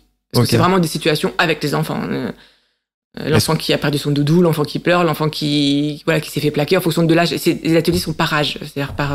Est-ce qu'on peut le faire en amont dans le cas où on va avoir où c'est peut-être trop tôt et vaut mieux attendre d'avoir. Non, je vais te dire pourquoi. Parce que en fait, avant d'être parent ou quand on est dans le projet d'être parent ou même quand quand la femme est enceinte ou quoi, on s'imagine pas du tout, même quand le bébé est tout petit. On s'imagine pas qu'on va avoir ce genre de problème. Moi, j'imaginais pas du tout avoir cette relation-là avec mes enfants quand ils étaient petits. J'imaginais pas que j'allais moi, je me disais, je leur crierais jamais dessus, je leur donnerais jamais de fessées. Ouais, on se dit tout est idéal, quoi. Voilà, on idéalise beaucoup. Et quand on voit les enfants dans le supermarché qui font des crises par terre, on dira, mais ça n'arrivera jamais chez moi. Mais ça arrive, parce que c'est comme ça, les enfants, le cerveau des enfants est comme ça, est immature, ils sont en proie à des désirs très forts, à des pulsions, ils sont tout pulsions. Et donc, c'est à nous de savoir comment on gère les pulsions, comment on met un frein à les pulsions. Et quand on met un frein à les pulsions, ça crée des émotions négatives, des frustrations. Forcément. Et on n'est pas outillé pour. Mais on s'en rend pas compte tant qu'on n'a pas d'enfants. Ok. Donc, vaut mieux attendre d'avoir des enfants avant de commencer à. Ouais, vraiment. Ouais. Pour vivre vraiment dans la pratique, pas justement dans la théorie. Ouais, puisqu'après, ça va pas parler.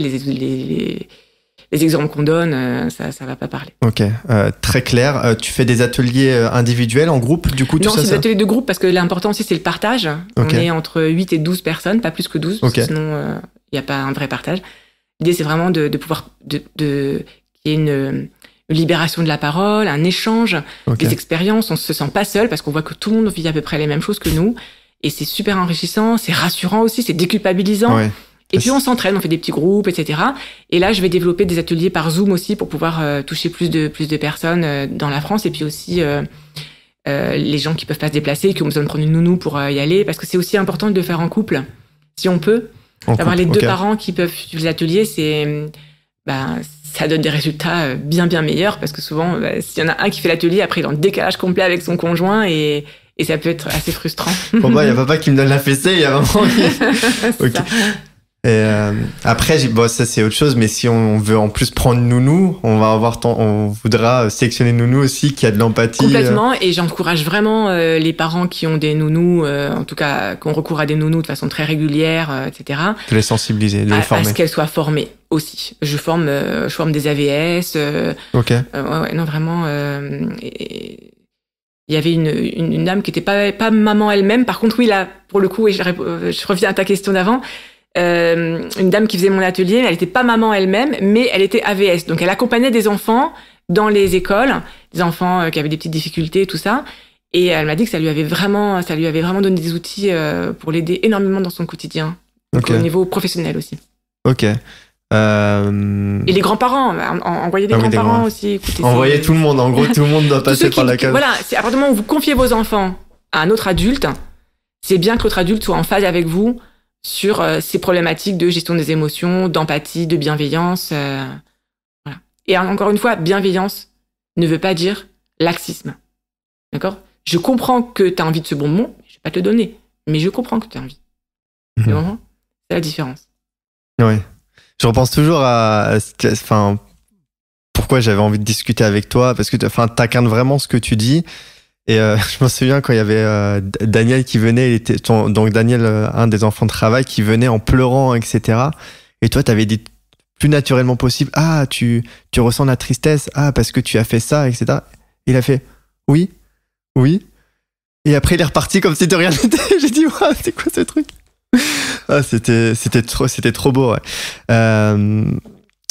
Ok. Si tu avais dernière question, si tu avais un message à diffuser à l'ensemble de la population, ça serait quoi? Genre, imagine, tu es dans le ciel, au niveau des nuages, tu as un grand panneau, tu pourrais mettre un message, un truc qui est primordial, quelque chose que tu aurais envie de partager, ce serait quoi? L'empathie ou pas spécial ou autre chose? Si. Mettez-vous à la place des autres. Il y a tellement de conflits, liés au fait qu'on est centré sur notre propre personne et qu'on n'arrive pas à voir les choses avec le prisme de l'autre. Et autant de conflits qu'on pourrait désamorcer en se mettant à la place de l'autre, en arrivant à comprendre que l'autre puisse réagir d'une autre façon. C'est énorme. Et malheureusement, à l'âge adulte, c'est compliqué de développer ça, alors qu'on pourrait tellement avoir l'occasion de le faire avec les enfants déjà, que ce soit naturel ensuite à l'âge adulte et qui prennent pas les choses trop à cœur parce que l'autre lui a mal répondu. Ok, peut-être que c'était pas son jour à lui aussi. Combien de gens viennent te dire « Oh, tu m'as pas dit bonjour aujourd'hui, dis donc !» Mais peut-être que aujourd'hui je pensais à autre chose. Peut-être qu'aujourd'hui, je t'ai juste pas vu. Peut-être que... Voilà. Voir la face cachée de l'histoire, l'autre côté les coulisses. 6. Voilà, le 9 du 6, tu vois. Ça, c'est ça mon message et j'ai tellement envie de le partager au maximum. Ouais. Ok. Déjà, si alors, juste avant de clore ce podcast, on peut te suivre quelque part ou comment? Est-ce que tu es présent sur les réseaux sociaux ou alors on te j'ai contacte? J'ai juste une page Facebook qui s'appelle La petite valise du parent. Ok, je mettrai de toute façon le lien. Voilà. Où je poste des petites citations, des petits articles, etc. Et où je mets... Alors, en général, mes ateliers sont complets très vite, donc j'ai même pas le temps d'annoncer mes ateliers. Mais là, avec les ateliers en Zoom, je vais pouvoir faire les inscriptions sur la page. Mais en attendant qu'il y ait ça, vous pouvez toujours me contacter via cette page parce que c'est mon seul moyen. J'ai tellement d'énergie à mettre dans mes ateliers que voilà, les réseaux sociaux... je suis pas trop dedans, mais voilà, juste cette page-là et ça suffit. Ok, c'est des ateliers de combien de personnes? 10, 15 Entre 8 et 12. Entre 8 et 12, ouais, ok. Pas plus, donc ça se remplit très très vite. Très clair. Merci Chava, n'hésitez pas à la contacter, à peut-être lui poser des questions, à faire un atelier. Moi en tout cas, ça m'a vraiment donné envie de faire un atelier. Mais bon, je vais attendre d'avoir des enfants, voilà. Non, parce que c'est tellement passionnant, c'est tellement intéressant et on a envie que on a envie d'avoir un monde meilleur et ça passe par un changement personnel, la compréhension de l'autre et avoir beaucoup plus d'harmonie. Et je suis convaincu que l'empathie c'est un outil formidable pour ça. Si cet épisode vous a plu, partagez, contribuez justement à ce partage pour qu'il y ait plus en plus de personnes qui aient conscience de ça. L'importance fondamentale de l'empathie et pour si vous pensez à un ami ou un parent ou peu importe qui est toujours qui a donné la fessée ou qui n'a pas qui se sent débordé, démunis, et c'est pas leur faute parce qu'on a pas d'outils, on nous a jamais appris et comme tu l'as dit très bien, on reproduit les schémas parentaux, on a l'impression que c'est bien et c'est très dur d'avoir une prise de conscience tout seul. Toi, tu as eu cette prise de conscience et c'est génial. Il y en a qui ont malheureusement pas cette opportunité toute leur vie. Voilà, ils vont avoir l'impression que c'est quelque chose de bien ce qu'ils font alors qu'ils sont à côté de la plaque. Mais c'est pas grave. Il est jamais trop tard pour bien faire. Il est jamais trop tard pour commencer et pour tendre vers un meilleur chemin.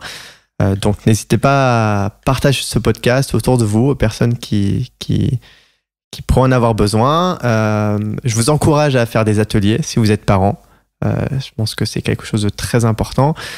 Et puis, écoute, merci Chava pour avoir été présent sur Génération 120. Merci. 120 merci ans. à toi de m'avoir invité. Puis on espère, donc peut-être on aura l'occasion d'aborder d'autres thématiques par la suite. En tout cas, c'était passionnant, très intéressant. J'ai beaucoup appris et j'espère que ça va énormément servir. J'en suis convaincu. Et puis, merci encore et je te dis à très bientôt. Avec plaisir, merci. Super, merci Chava. Super, merci beaucoup d'avoir écouté cet épisode de Génération 120 ans jusqu'au bout. J'espère que cet épisode vous a plu. Si c'est le cas, comme c'est un tout nouveau podcast, j'ai 2 choses à vous demander. La première, c'est de me laisser une note 5 étoiles avec un commentaire positif sur Apple Podcast ou d'autres plateformes, car ça m'aide beaucoup et surtout ça permettra à d'autres tout comme vous de profiter de ces discussions enrichissantes. Ensuite, si vous avez des commentaires, des retours à me faire, n'hésitez surtout pas. Ceci me permettra de progresser et vous proposer quelque chose de toujours plus qualitatif. Merci encore pour votre attention précieuse et je vous dis à très vite pour un épisode de Génération 120 ans.